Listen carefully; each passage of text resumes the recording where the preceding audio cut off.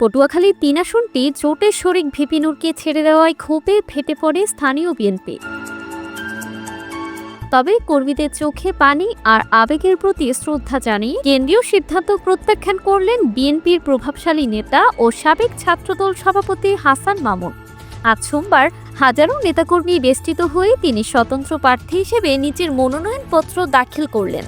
এর মধ্য দিয়ে গলাচিপার রাজনীতিতে এক নতুন নাটকের জন্ম হলো। মনোনয়ন দাখিল শেষে হাসান মামুন স্পষ্ট জানিয়ে দেন, গত ১৭ বছর ধরে এই জনপদের মানুষের সুখে দুঃখে আমি পাশে ছিলাম।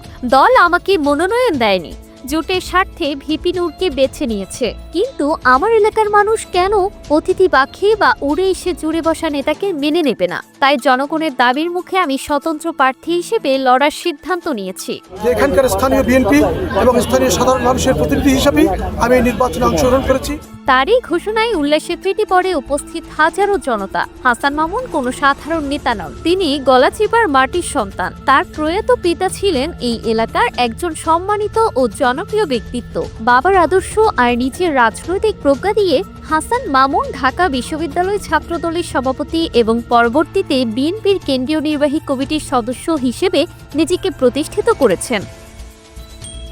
স্থানীয়রা বলছেন, ভিপি নূর যখন ঢাকায় টকশোতে ব্যস্ত, হাসান মামুন তখন আমাদের সাথে রাজপথে মার খেয়েছেন। তাই ভোটের বাক্সে আমরা ঘরের ছেলেকেই বেছে নেব। রাজনৈতিক বিশ্লেষকরা বলছেন, হাসান মামুন স্বতন্ত্র প্রার্থী হওয়ায় ভিপি নূরের জন্য বিজয়ের পথ কঠিন হয়ে গেল। স্থানীয় বিএনপি এবং সাধারণ ভোটারদের বড় অংশই হাসান মামুনের পক্ষে। তারা মনে করছেন, নূরের মতো জনবিচ্ছিন্ন কাউকে ভোট না দিয়ে তারা তাদের দীর্ঘদিনের পরীক্ষিত নেতা হাসান মামুনকেই সংসদে পাঠাবেন। দলীয় প্রতীক না থাকলেও স্বতন্ত্র হাসান মামুনের জনপ্রিয়তাই এখন তার সবচেয়ে বড় শক্তি। এখন দেখার বিষয়, জোটের সমীকরণ ভেঙে গলাচিপার মানুষ তাদের প্রিয় নেতাকে বিজয় করে কেন্দ্রকে কি বার্তা দেয়। জানাতুল তাহসিন, ডেস্ক রিপোর্ট, সকালবেলা।